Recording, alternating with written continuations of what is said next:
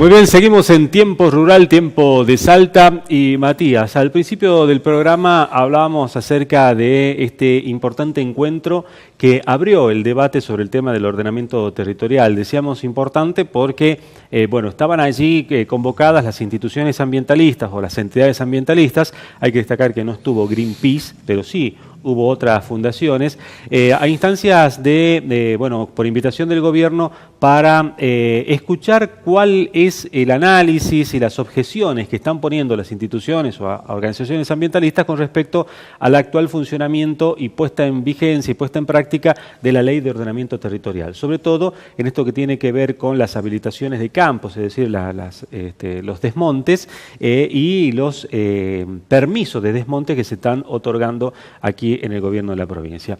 Haciendo una escueta síntesis de lo que han solicitado las distintas entidades, debemos decir que en primera instancia, en líneas generales, se oponen a hacer esto de permisos prediales, esos permisos que está otorgando el gobierno para poder desmontar en zonas amarillas. Eso ellos no lo ven bien porque entienden que hay que reglamentar aún más ese tema. Hay que incorporarle datos más técnicos, tener incorporado más datos de relevamientos topográficos en esa zona, así que ese sería uno de los puntos. Otra de las cuestiones que también están solicitando las instituciones ambientalistas es que haya mayor control. Haya mayor control en todo. Control en el permiso que se da y en que se ejecute el programa o el plan de trabajo para ese desmonte. Y también una serie de objeciones que están haciendo las distintas entidades que tiene que ver con el hecho de que la verdad no quieren que se sigan habilitando tierras, no quieren en líneas generales que se hagan desmontes. Yo quiero comentar quiénes son las instituciones que han participado en este primer encuentro que ha tenido lugar el día martes. Silvia Domínguez, del Foro de la Agricultura Familiar. Álvaro Penza, de Fundapaz. Ana Di Pangracio, de la Fundación Ambiente y Recursos Naturales. Fernando Miarro, de la Fundación Vida Silvestre Argentina. Y Félix González Bonorino, de la Fundación para la Integración y el Desarrollo. Hay que recordar que Félix estuvo la semana pasada en nuestro programa hablando y analizando un poco también desde su óptica qué es lo que está bien y qué es lo que está mal de la actual Ley de Ordenamiento Territorial. Como datos podemos decir que el día viernes de esta semana que se inicia ahora, que se inicia mañana, lunes, va a haber un nuevo encuentro también en la Casa de Gobierno, en el Ministerio de Ambiente y Producción Sustentable, donde se van a invitar o van a estar presentes allí las entidades productivas. Seguramente va a estar Sociedad Rural, Prograno, Federsal, las instituciones que tienen que ver con el campo. Y allí, obviamente, el gobierno pretende escuchar de parte de los sectores productivos cuáles son, digamos, la visión que tienen sobre esta misma temática. Y se calcula que va a haber otro encuentro más con las entidades o instituciones académicas, vale decir, las universidades particularmente, y a partir de allí el gobierno decidirá qué es lo que hace con respecto a la reglamentación o a esta revisión, digamos, de la reglamentación del ordenamiento territorial, si es que se modifica algo de lo que está en este momento o no. Porque recordemos que cuando salió la ley y su reglamentación, se habló de que, dice claramente, de que había que esperar 5 años para cualquier modificación a este reordenamiento. Y ya están los 5 años cumplidos, así que estamos en el momento de hacerlo. Ahora, si esto se modifica, debería salir no solamente por una nueva reglamentación del gobierno, sino por alguna modificación también en la legislatura. Bueno, ¿o no? Tema de legislatura, no necesariamente. ¿Por qué? Porque hay que recordar que la Ley de Ordenamiento Territorial tiene en sus articulados una serie de características que luego han sido de alguna manera modificadas o interpretadas de una manera casi, diría, opuesta o distinta a lo que dice la propia ley. La ley, por ejemplo, si tuviera que armar el mapa de los 3 colores con respecto a lo que dice textualmente la ley, seguramente no hubiera sido en la cantidad de hectáreas, tanto en las categorías rojas, amarillas y verde como la actual. Y eso es un tema que en algún momento lo hemos discutido acá con el entonces senador provincial Olmedo, que él había participado activamente en, Sí. en la formulación de la ley, Sí. y que él decía que la reglamentación no reflejaba lo que decía la ley. Entonces, bueno, hay que ver entonces cómo continúa esto y en qué termina esta cuestión. Y recién vos tocabas el tema legislatura. Lo que sí ya está claro, y lo hemos visto en los diarios esta semana, es que el diputado Claudio del Pla allá ha presentado un proyecto solicitando, o un proyecto de ley creo, impidiendo todo tipo de desmonte durante 2 años, para que esto se discuta abiertamente y para que se plantee una nueva reglamentación para llevar a cabo las habilitaciones de campos. Bueno, vuelvo a lo mismo que dije al principio del programa.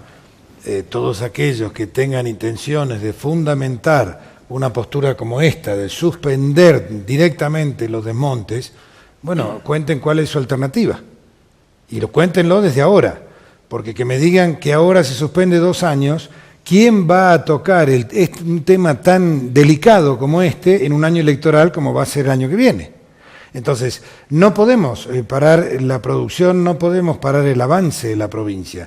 Yo no estoy de acuerdo con los desmontes así a mansalva que se hacen en muchos lugares y que los vemos, y algunos totalmente ilegales, con esto que vos decías, inclusive puestas las penalidades vigentes en el presupuesto de la... Porque es cierto... si yo cuando estaba todos los 3 departamentos del norte de Salta, que por esta medida de la Suprema Corte de Justicia no se podía hacer absolutamente nada, si yo había comprado un campo y en mi presupuesto tenía hacer un desarrollo, hacer un desbajerado, una reforestación o un desmonte agrícola concreto, y me empiezan a pasar los años, ¿a dónde está el presupuesto? ¿A dónde se va el presupuesto que como empresa yo hice?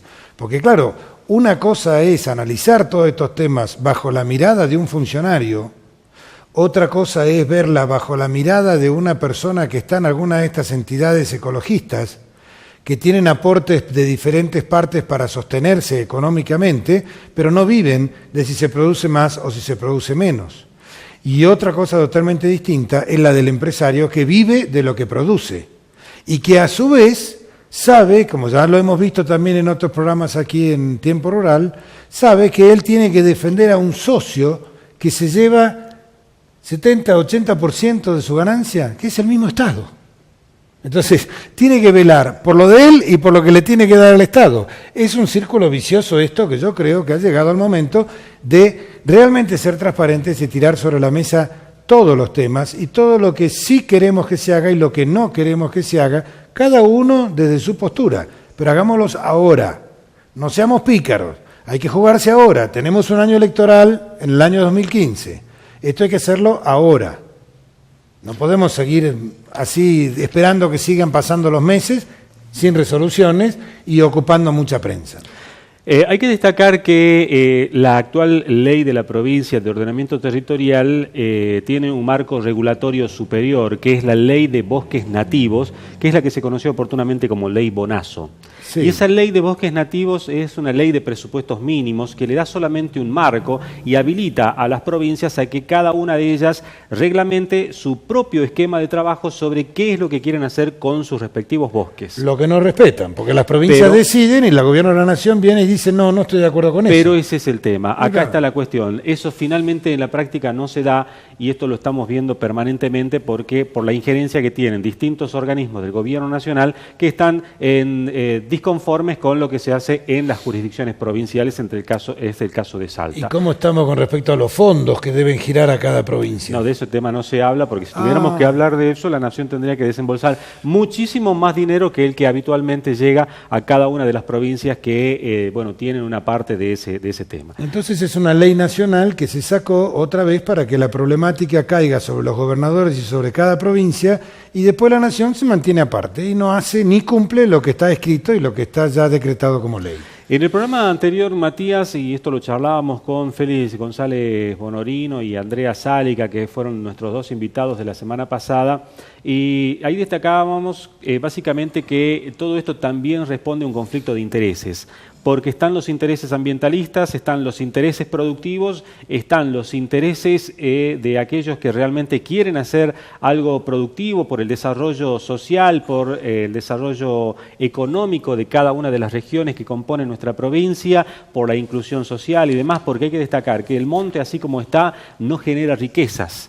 Hay que darle un valor agregado a ese monte, hay que convertirlo en algo para que le den mayores oportunidades de vida a la gente que está en esa zona. Y bueno, este tema del conflicto de intereses también sumó otra temática en el marco de la discusión de este encuentro que se hizo el martes de esta semana con las entidades ambientalistas. Y se llegó a hablar también de que hay un conflicto de intereses por la cuestión inmobiliaria. ¿Por qué? Porque no es lo mismo el costo de una hectárea que está hoy en una zona amarilla que la que está en una zona verde. Tal cual. Entonces, por lo tanto, aquellos propietarios de tierras que tienen su propiedad en una jurisdicción o en una categoría, en una región que no está permitido el desmonte, bueno, obviamente prácticamente no tiene costo esa hectárea, está muy desvaluada.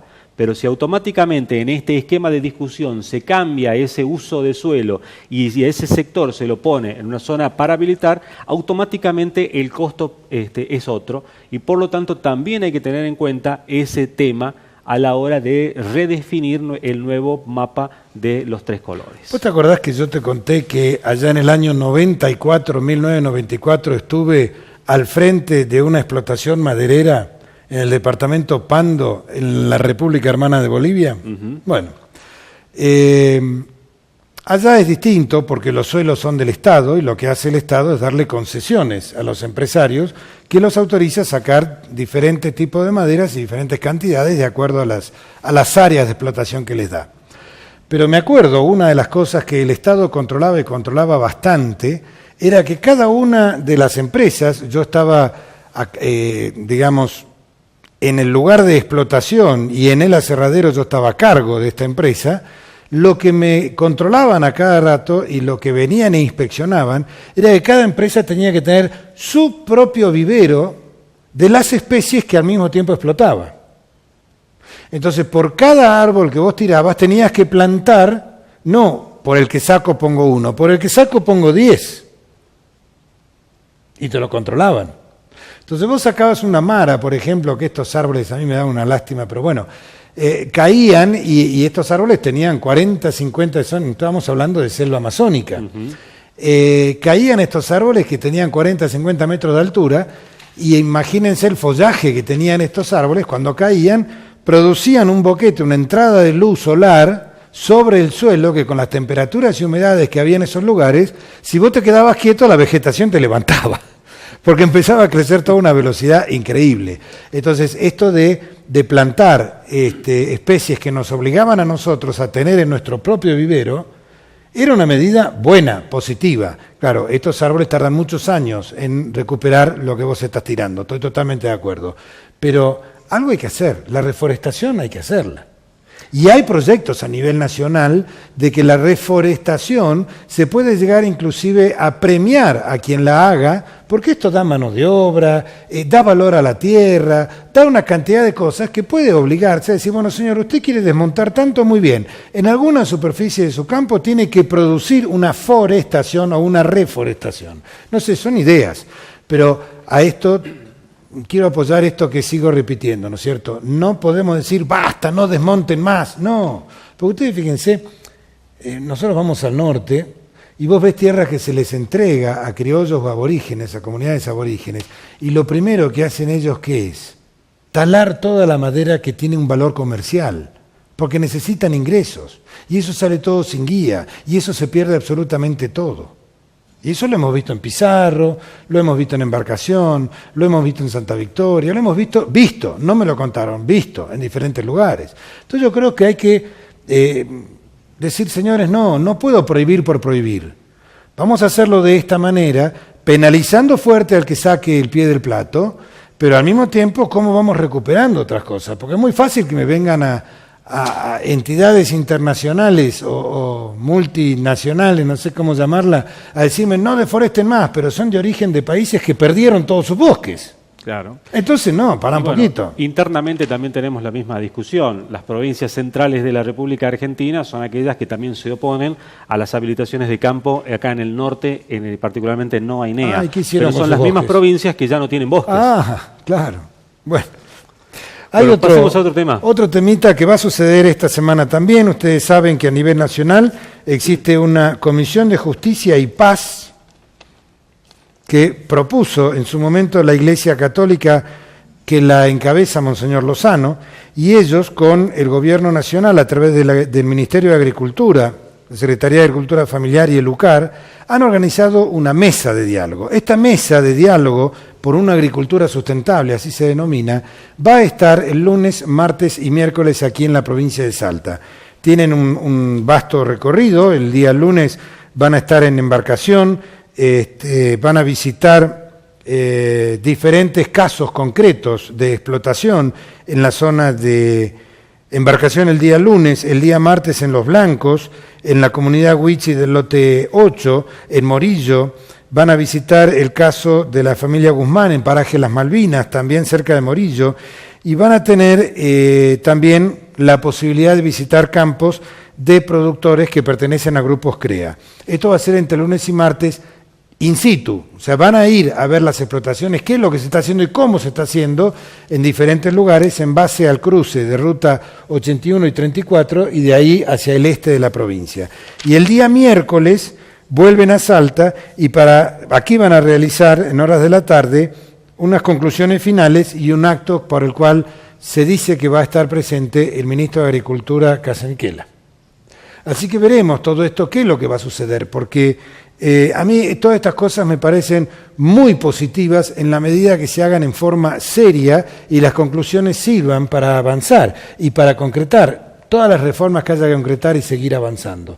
Esta zona nuestra es una zona, la que van a recorrer es una zona que yo creo que es ejemplo de lo que se produce bien y ejemplo de lo que hace falta ayudar y acompañar. Esta comisión que va a estar recorriendo tiene... dijimos que era una mesa que la integra también la Iglesia Católica. Dicen que va a acompañar Monseñor Jorge Lozano y Monseñor Mario Carnelo, por ejemplo. Va a estar Emilio Pérsico por parte del Ministerio, recorriendo cada uno de estos lugares que he nombrado.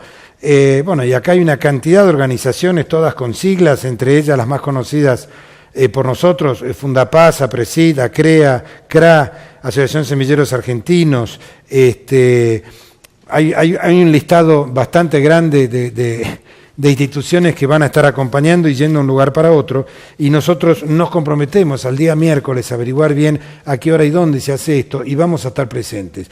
Y vamos a estar presentes porque a mí, y acá es otro tema, yo te voy a dejar los dos temas rebotando para que vos me des tu opinión.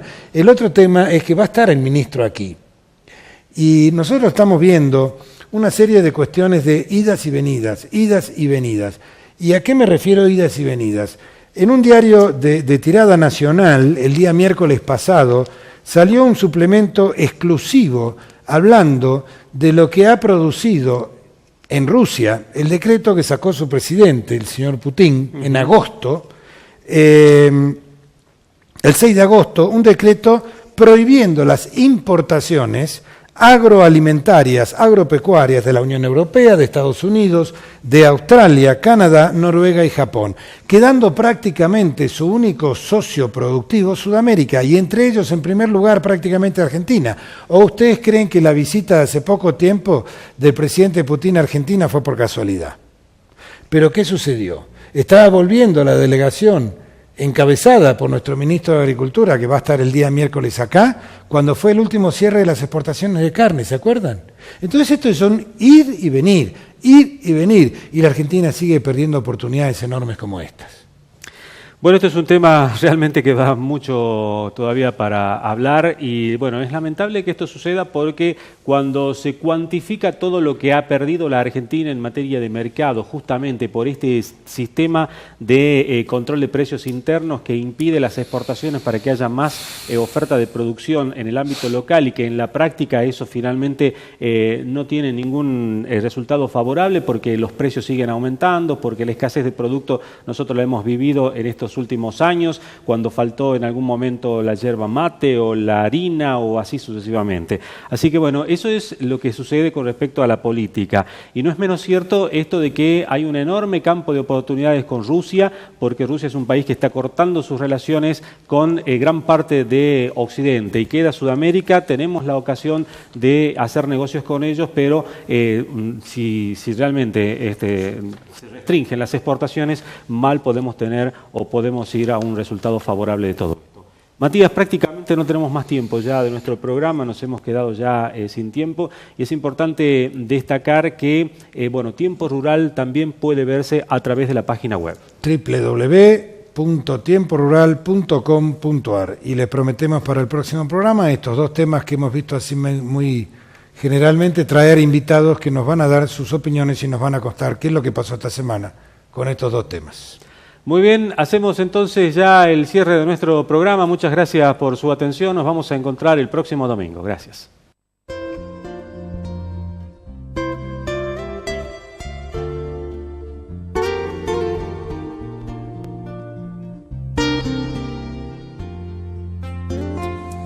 Del interior yo quiero a mis paisanos que siempre dan sin pedir nada a cambio. Ellos cultivan su libertad y lo trabajan para ofrecernos el pan. Su corazón es un mundo de gente que se amontonan y aprietan sus dientes. Si ves que es duro tu progresar, no te me caigas, no todo es la capital.